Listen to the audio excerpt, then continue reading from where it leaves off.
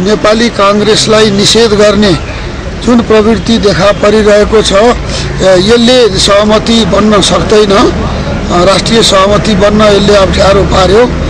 हामीले माओवादीको नेतृत्व कांग्रेसले नस्वीकार्या हुनाले कांग्रेसको नेतृत्व माओवादीले स्वीकार्न गाह्रो भयो भनेर उहाँहरूले भन्नुभयो।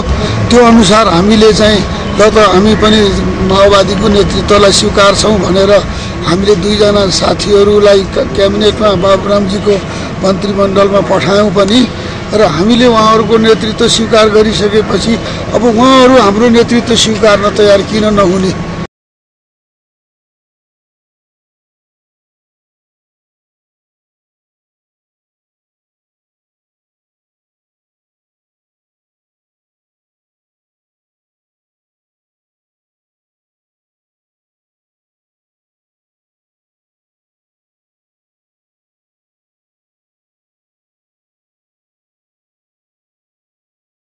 विशेष गरेर सत्तारूढ दल जो सत्तामा बसेकाहरू छन् उनीहरूले मुलुक कसरी विग्रहतर्फ गइरहेको छ भन्ने कुरो बुझ्नै सकिरहेका छैनन् र सहमतिको आवश्यकता र औचित्य राम्रोसँगले उनीहरूले बुझेको देखिँदैन र सहमतिप्रति उनीहरू त्यो प्रतिबद्ध पनि देखिँदैन। त्यसो हुनाले सहमति तत्कालै हुने सम्भावना चाहिँ कमजोर छ। सत्तारूढ दल माओवादी र यो माओवादीको सहयात्री या भनौँ न सरकारकामा रहेको मधेसीहरूकोले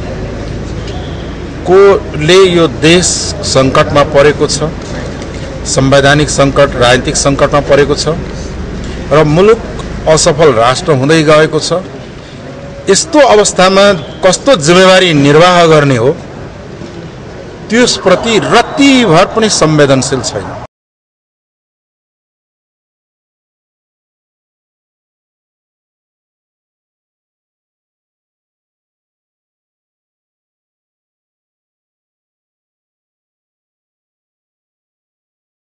अहिलेको निकास भनेर भनेको फर्स्ट अफ अल सरकारले राजीनामा दिनुपर्दछ।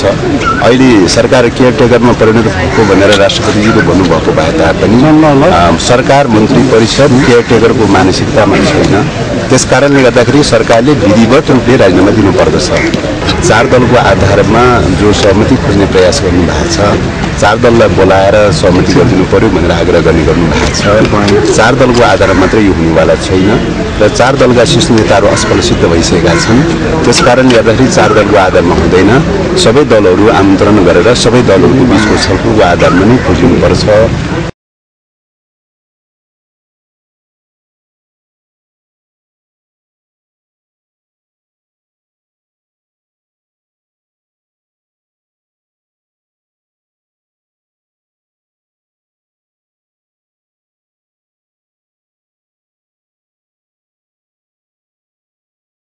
अहिले आफ्नो पार्टीको स्वार्थ र एजेन्डाका कुराहरूलाई लिएर छलफल बहस गर्नु सट्टा, किन त्यसमा तत्काल निकास निस्कन सक्दैन।